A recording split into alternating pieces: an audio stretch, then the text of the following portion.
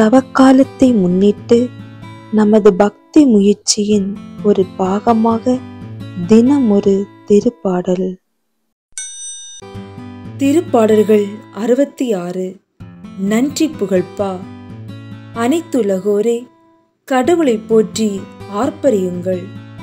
அவரது பெயரின் மாட்சியை புகழ்ந்து பாடுங்கள். அவரது புகழை மேன்மைப்படுத்துங்கள். கடவுளை நோக்கி, உம் செயல்கள் எவ்வளவு அஞ்சத்தக்கவை! உமது மாபெரும் ஆற்றலின் காரணமாக உம் எதிரிகள் உமது முன்னிலையில் கூனிக் குறுகுவர். அனைத்துலகோர் உம்மை பணிந்திடுவர். அவர்கள் உம் புகழ் பாடிடுவர். உம் பெயரை புகழ்ந்து பாடிடுவர் என்று சொல்லுங்கள். வாரீர், கடவுளின் செயல்களை பாரீர். அவர் மானிடரிடையே ஆற்றிவரும் செயல்கள் அஞ்சுதற்கு உரியவை. கடலை உலர்ந்த தரையாக அவர் மாற்றினார். ஆற்றை அவர்கள் நடந்து கடந்தார்கள். ஆங்கே அவரில் நாம் அகமகிழ்ந்தோர். அவர் தமது வலிமையால் என்றென்றும் அரசாள்கிறார். அவர்தம் கண்கள் வேற்றினத்தாரை கவனித்து வருகின்றன. கலகம் செய்வோர் அவருக்கு எதிராய் தலை தூக்காதிருப்பாராக. மக்கள் இனங்களே, நம் கடவுளை போற்றுங்கள். அவரை புகழ்ந்து பாடும் ஒலி கேட்க செய்யுங்கள். நம்மை உயிர் வாழ செய்தவர் அவரே. அவர் நம் கால்களை இடறவிடவில்லை. கடவுளே, எங்களை ஆய்ந்து வெள்ளியை புடமிடுவது போல் புடமிட்டீர். கண்ணியில் எங்களை விழும்படி செய்தீர். பழுவான சுமைகளை எங்கள் முதுகின் மீது சுமத்தினீர்.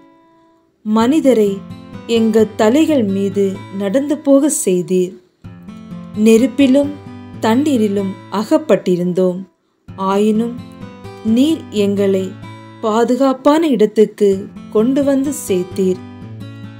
எரிபலியுடன் உமது இல்லத்தினுள் செல்வேன். என் பொருந்தணிகளை உமக்கு செலுத்துவேன்.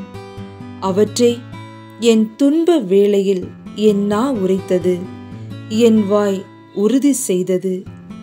கொழுத்த கன்றுகளை செம்மறிக் கிடாய்களின் நறும்புகையோடு உமக்கு எரிபலியாக செலுத்துவேன்.